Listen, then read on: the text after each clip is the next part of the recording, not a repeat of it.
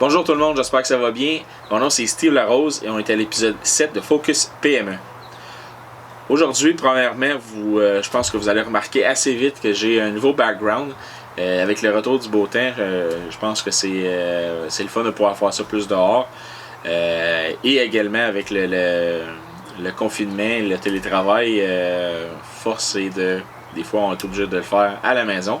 Donc si vous entendez des voix d'enfants ou des enfants passer en arrière, c'est normal. J'ai 3 super beaux garçons de 7 ans et des jumeaux de 5 ans. Donc ça n'a pas beaucoup de vie dans la maison. Donc,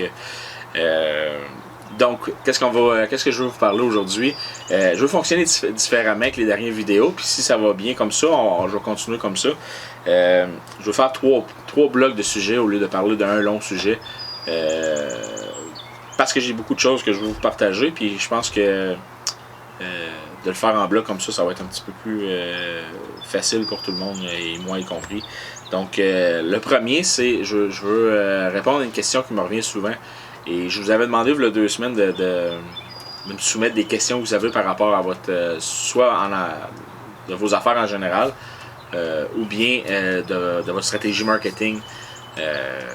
Évidemment, c'est surtout ces questions marketing qui m'est revenue, là, qui est tout à fait normale. Et la question qui revenait plus souvent, c'était par où commencer. C'est par où je commence avec mon marketing. C'est souvent plus souvent qu'autrement pour des gens qui viennent de commencer ou qui ont peu de visibilité présentement. Mais ça s'applique aussi à n'importe quelle grosseur d'entreprise ou d'étape ou ce que vous êtes rendu avec vos affaires. Je pense à sous-temps que c'est juste qu'il y a beaucoup d'endroits à cette heure à afficher, il y a beaucoup de stratégies différentes et ça vient facilement trop lourd. Trop d'informations, Google, Facebook, Instagram, votre site web, faut afficher en ligne, là, il y a le panier bleu, ça vient qu'il y a beaucoup de choses, donc c'est pour ça que les agences existent, il y a des experts là-dedans comme dans bien des domaines, mais moi mon point de vue là-dessus par où commencer est un petit peu différent des autres, je dois dire, peut-être parce qu'on a nos propres entreprises et de là est devenu mon intérêt marketing, donc j'ai de l'expérience en affaires et non comme agence premièrement. J'ai jamais travaillé pour une agence auparavant avant de créer la mienne, donc je pense pas qu'il faut en partant arriver et investir beaucoup d'argent. Site web, stratégie de branding, image de marque, un logo top notch et tout. En affaires, faut pas commencer en partant et investir la grosse argent, à part si le budget le permet, mais surtout pour les startups, ça a commencé avec comme un gros zéro en revenus. Je pense que la première chose qu'il faut faire, c'est d'avoir des gens qui voient notre offre de services et de produits. Après ça, une fois que les ventes roulent, là, c'est de bâtir les choses correctement et pour être optimal.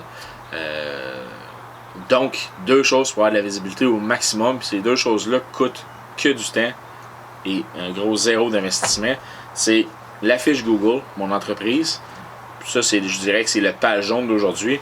Ça, j'en ai déjà parlé dans une autre vidéo. Vous pouvez voir sur mon site desquadmedia.com. J'ai un article qui explique comme il faut, comment le faire de A à Z, mais il y a plein d'autres sites qui l'expliquent, même sur Google, il l'explique très bien, Google directement. C'est juste de remplir une fiche de vos informations d'affaires, vos produits, services, les photos, mettre un logo. Vous remplissez les détails de A à Z et juste ça va vous permettre d'être dans les recherches quand les gens recherchent de façon locale, là, je dirais, fait que près de votre entreprise. Vous allez sortir dans les résultats de recherche. Et il y a de plus en plus de gens qui font juste aller voir ça puis ils n'allent même pas voir le site web. Fait en partant en ayant ça vous donne déjà une bonne visibilité de départ. Et l'autre chose, c'est d'avoir une page Facebook et de publier quotidiennement. Quand je dis quotidiennement, c'est vraiment à chaque jour. Évidemment, vos produits, vos services, vos promotions, mais aussi peut-être ce que vous faites dans les journées. Là, si vous avez une équipe, mais parlez de votre équipe, parlez de votre quotidien. Mettez plus que vous publiez, plus qu'il va y avoir de visibilité sur vous et votre entreprise. Donc, c'est de faire rouler la balle. Puis ça, je n'ai déjà parlé avant, je vais me répéter souvent, mais c'est vraiment ça la base. Puis une fois que les choses roulent, puis vous commencez à avoir des ventes, là, c'est d'investir dans des infrastructures marketing et une stratégie qui est plus optimale pour les ventes quotidiennes, mais aussi le long terme. Mais je vous dirais, par où commencer? Soyez à ces deux endroits-là, je pense que c'est un must. Donc, puis ça coûte un gros zéro à faire. Donc ça, c'était le premier sujet que je voulais vous aborder. L'autre point, je voulais faire un retour sur la dernière vidéo que j'ai fait, l'entrevue que j'ai fait avec Mélisa Parenteau. On avait parlé de plusieurs choses, mais surtout des défis d'avoir de la vente en ligne, de vraiment de prendre vos produits puis les gens peuvent les acheter en ligne. Donc un e-commerce, comme qu'on appelle dans le jargon. Puis là, avec la situation actuelle, il y en a beaucoup qui doivent le faire.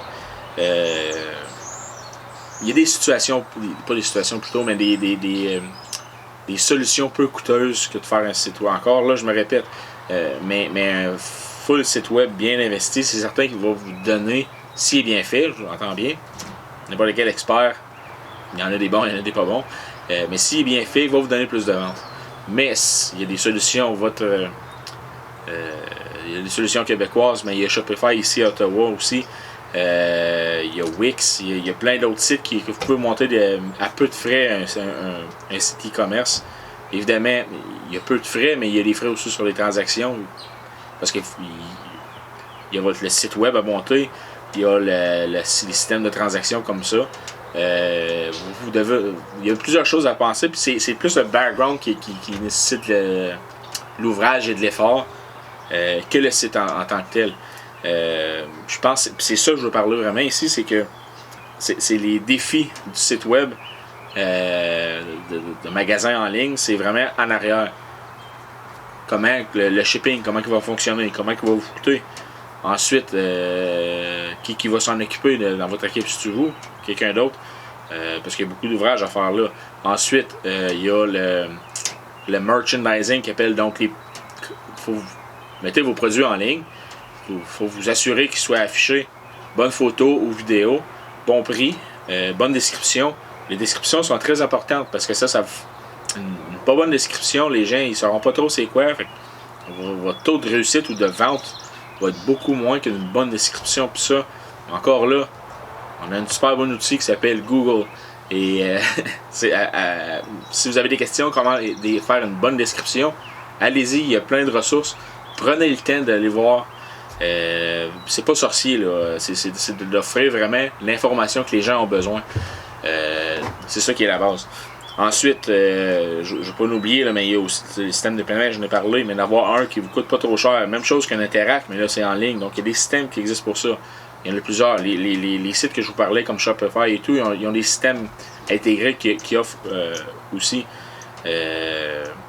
Ensuite, évidemment, quand tout est prêt comme ça, mais c'est là que souvent les gens pensent que c'est pas ça la grosse partie de l'ouvrage, c'est ça, c'est une fois que votre inventaire est en ligne, mais après ça, fait quoi, les ventes vont rentrer tout seul?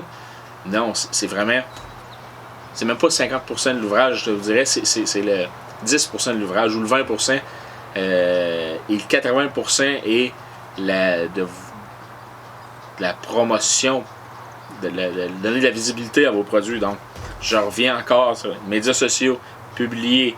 Si vous avez des budgets de publicitaires, mais c'est faire la publicité sur Facebook, sur Google, Instagram, les médias traditionnels, si ça s'applique puis les coûts sont bons.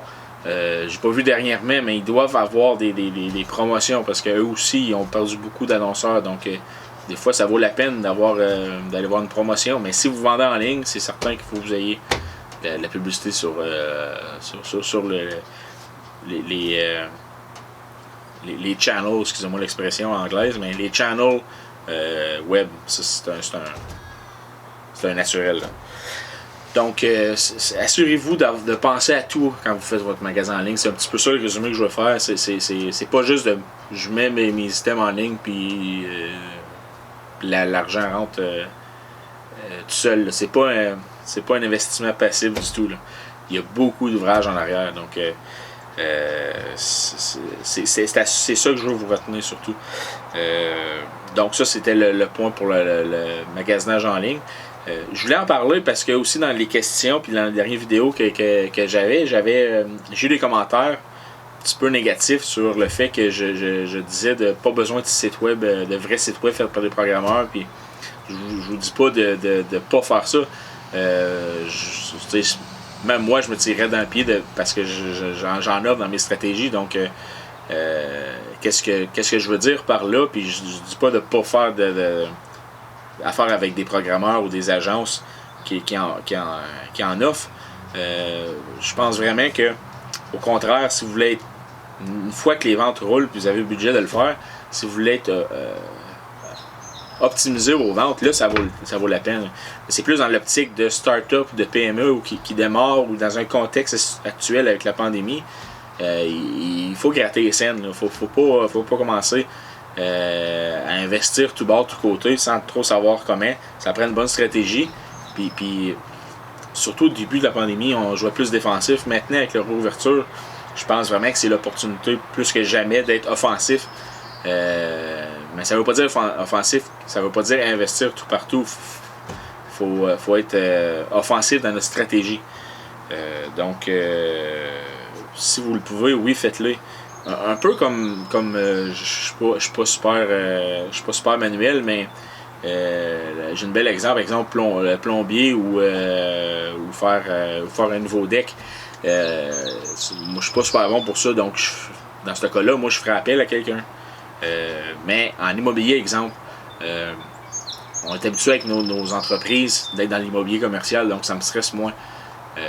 Donc, dans mon cas à moi, j'ai besoin d'experts plus côté manuel, mais moins peut-être côté conseil en immobilier, j'en ai moins besoin. Mais pour d'autres personnes, ils ont besoin d'un agent ou d'un courtier hypothécaire ou peu importe, un agent immobilier, je veux dire. C'est correct. Je pense qu'il est là, qui est important, de l'essence que je voulais parler. Pour aller au troisième point que je voulais parler en dernier dans cette vidéo-là, le super, ça va bien aller. Pis ça, on l'entend-tu souvent, puis je pense qu'on est tous là. Puis le message reste bon, puis il reste d'actualité, parce qu'on veut garder le moral, puis passer à travers tout ensemble. Mais où ce que je veux en venir, c'est que pour la plupart des entreprises qui n'avaient pas de stratégie marketing, à part je fais une vente, je fais une promotion, je fais une vente, regardez mes produits, c'était déjà trop cacophonique leur stratégie. Puis c'est prouvé que c'est pas ça qui fonctionne le mieux. Je dis pas que les promotions ou les ventes fonctionnent pas, ils fonctionnent très bien. Mais si c'est que ça que vous faites, ça vient trop cacophonique, puis les gens s'y perdent, puis il y en a déjà trop de cette stratégie-là. Mais ces entreprises-là, quand ils ont dû fermer, c'est quoi qu'ils faisaient? Il n'y avait rien d'autre à faire. Là. Ils ne pouvaient pas vendre immédiatement. Là, ça commence à se placer, mais donc, ils se sont tous mis à faire la même stratégie. C'est ça va bien aller. Une belle campagne promotionnelle de faire ça sweet avec montrer une famille qui est ensemble, qui est heureux, puis qui va passer au travers. Donc, mais là, on dirait qu'ils se sont tous grochés sur cette stratégie-là. Là, il y en a trop. Fait que oui, ça va bien aller, mais oui, ok, c'est correct, là, on le sait.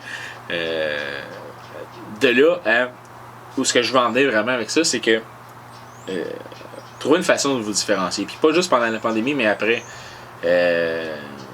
J'ai un bel exemple, j'ai plusieurs clients, des concessionnaires auto. Puis là, je parle globalement, là, on dirait qu'ils ont que ça de la promotion à faire. Mais il y en a plusieurs qui pourraient parler de beaucoup plus de types de contenu. Puis pas juste dans ce domaine-là, là, dans tous les domaines. Là, les pharmacies, peu importe, j'ai pas. Les restaurants, peu importe. Là, il n'y a pas. C'est toute la même stratégie. Donc, il faut vraiment que vous réfléchissiez, prendre le temps de réfléchir à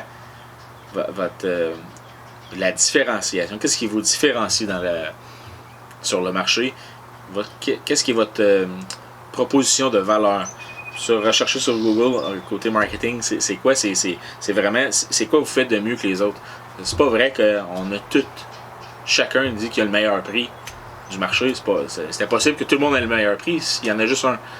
Donc, trouvez vraiment qu'est-ce qui vous distingue. Et misez là-dessus.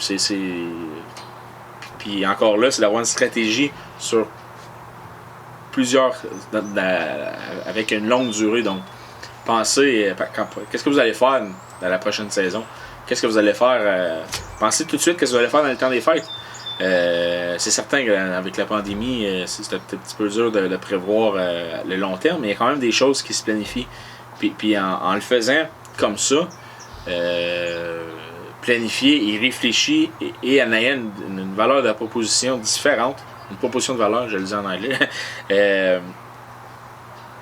qui est différente et vraiment réfléchie, vous allez donner beaucoup plus de valeur à votre marque et les gens vont plus vous écouter pour la simple et bonne raison que vous allez être différent comme message.